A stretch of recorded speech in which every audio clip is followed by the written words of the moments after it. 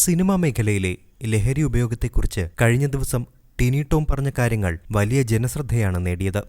ഒരു പ്രമുഖ നടന്റെ മകനായി അഭിനയിക്കാൻ അവസരം ലഭിച്ചിട്ടും തന്റെ മകനെ സിനിമയിൽ അഭിനയിപ്പിക്കാൻ വിട്ടില്ലെന്നായിരുന്നു ടിനി ടോം കഴിഞ്ഞ ദിവസം പറഞ്ഞത്. സിനിമാ ലൊക്കേഷനിലെ ലഹരി ഉപയോഗത്തെക്കുറിച്ചുള്ള ഭയം കാരണമാണ് ഭാര്യ മകനെ അഭിനയിക്കാൻ വിടാത്തതെന്ന് ടിനി ടോം വ്യക്തമാക്കി. എന്നാൽ ടിനി ടോമിന്റെ ഈ പ്രസ്താവന തള്ളി ധ്യാൻ ശ്രീനിവാസൻ രംഗത്ത് വന്നിരിക്കുകയാണിപ്പോൾ.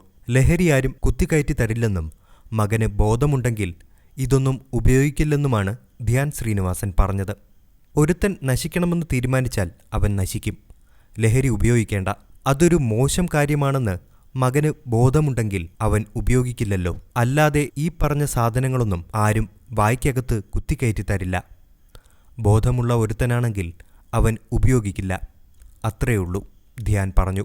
ലഹരിക്കെതിരായ പോലീസിന്റെ യോദ്ധാവ് ബോധവൽക്കരണ പരിപാടിയുടെ അംബാസഡറായ ടിനി ടോം കേരള സർവകലാശാല യുവജനോത്സവ ഉദ്ഘാടന വേദിയിൽ സംസാരിക്കവെയാണ് മലയാള സിനിമാ മേഖലയിലെ ലഹരി ഉപയോഗത്തെക്കുറിച്ച് പറഞ്ഞത്.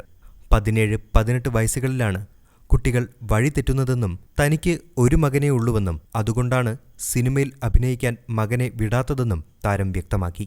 യുവാക്കളെ നശിപ്പിക്കുന്ന മഹാമാരിയാണ് ലഹരി. ഇതിനെതിരെ യുവാക്കളാണ് മുന്നിൽ നിൽക്കേണ്ടത്.